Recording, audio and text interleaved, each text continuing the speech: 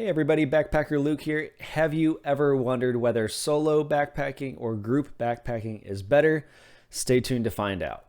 The difference between solo backpacking, group backpacking is obvious on the front end. Solo backpacking is actually just going out by yourself. You're the only one out on the trail in your group. So it's just you. And then group backpacking is you plus at least one other person, sometimes up to like 4 or 5 people. And also sometimes you meet people along the trail on the way. So that's kind of like a form of group backpacking if you start off by yourself, but then you find a group of people that you enjoy hiking with and you end up hiking with them. So that's the difference between them. And we're going to be basically comparing those two and the pros and cons of each one. And yeah, let's just get into it. So one of the dilemmas that people face when they're deciding to go on a backpacking trip, it might be your first trip or it might be your 10th trip, whichever one it is, it's deciding whether you're going to be going solo or going in a group. There is actually a lot of advantages and disadvantages to each of them. So some of the advantages of solo backpacking is you only have to plan for yourself. You can get up when you want to. You can stop hiking when you want to. You can start hiking when you want to. You can take lunch breaks and water filter breaks and stay watching a vista as long as you want to. There's really no one else you have to kind of compromise with or work with when you're solo backpacking. All of it's just up to you. So you really are just kind of running the entire itinerary of your own trip, and you can take as much time doing anything as you want, or if you want to hike faster or slower, all that kind of stuff, you can just decide that on your own. So the pro of solo backpacking is a lot of times the con of group backpacking. So we'll kind of move into that in a second, but some of the cons of solo backpacking is you also have to carry all of your gear on your own, so you're not trying to share the weight of water filters or tents or shelters. You also, depending on who you are, you could be getting lonely. You don't have anyone to talk to, so there's not a lot of conversation going on. You might even end up talking to yourself. That happens. So yeah, that's kind of some of the cons. Also, a safety issue, depending on who you are, you might be thinking about the safety of solo backpacking versus group backpacking, where solo, once again, in just the ways that it is good, it's also bad that you're on your own and there's no one else around except for the strangers that you might run into on the trail. So if that's a worry for you, then that's definitely a con of solo backpacking.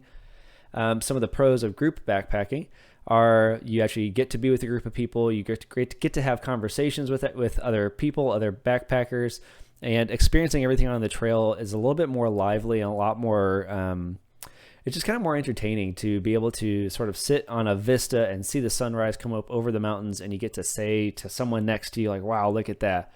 You also get to carry gear together. So if there's 2 of you and you're sleeping in the same tent, only one of you has to carry the tent. So one of you might carry the tent and the other one of you might carry the water filter that you both use for the trail if you just have one filter, that kind of stuff. So you can actually share gear, you can share food.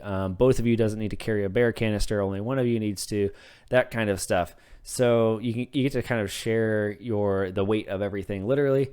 And also just to have conversation with people. Sometimes people like the company of others on the trail more. So the cons of group backpacking is you also do have to plan around another person or multiple people. So if there's 4 of you in the group and 3 of you like to get up early in the morning and backpack and one of you doesn't, you're always going to have kind of that odd man out.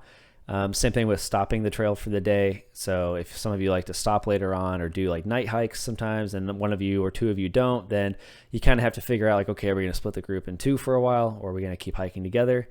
All that kind of stuff. So it kind of becomes like more of this like group session of just like, okay, what do we want to do as a group together? When do we want to stop for breaks and how long do we want to stop for breaks? That kind of stuff. So it makes everything a little bit more complicated as far as planning, but you get to share weight as well. So those are some pros and cons of each of those, and I hope that's helpful for you just to kind of like weigh those out. And I have done group backpacking trips, and I've also done solo backpacking trips, and I'm going to tell you in a second which one I actually prefer.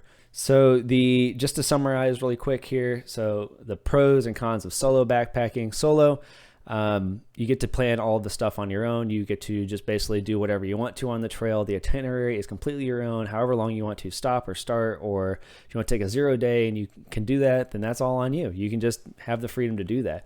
You also don't have to worry about trying to like manage around other people and plan with other people. The cons is it's not quite as safe. You are alone on the trail. Also, you won't have great conversation. You won't have anyone to share that experience of the trail with. And the pros of a group camping trip is you get to share the weight of some of those group items. You also get to have conversation with the people that are around you, and you just have someone to share the weight of like your pack with and all that kind of stuff. And yeah, definitely the cons of group backpacking trip is that you also have to plan twice as much for everyone else. You have to compromise and work around everyone's physical health. You have to work around everyone's mental health. You have to work around everyone's preferences and kind of like needs and that kind of stuff. So someone might be a much slower hiker than you, and that can be really frustrating. So those are some cons of the group hiking. And my personal preference is I actually like to go with one, maybe two other people that have a similar hiking speed as me. That's one of my biggest frustrations when I'm with a group, is if I can't hike at the speed that I want to. So I like to go with one or two others that actually have a similar hiking speed as me. And that makes it a really enjoyable experience. I get to experience the trail with others, have conversation, and we get to kind of wander at the trail together. But one of my main frustrations is hiking slower than I need to. And if I can kind of get rid of that by hiking with people who walk the same speed as me, then that really helps me out. And then in that case, I love group backpacking with like two other people. So there's three of us total. Otherwise, honestly, yes, I would do a solo backpacking trip. I have done them and I will do them again, but I've also done group backpacking trips, and they both have their pros and cons. But personally, I like hiking in a small group of people who walk at the same speed as me. So I hope that's helpful for you. I hope you've enjoyed this kind of content. If you do, make sure to like the video, subscribe to the channel, follow me for more backpacking tips and all that kind of stuff. And I just hope this has been helpful for you. So I appreciate you, and I will see you in the next one. Thanks.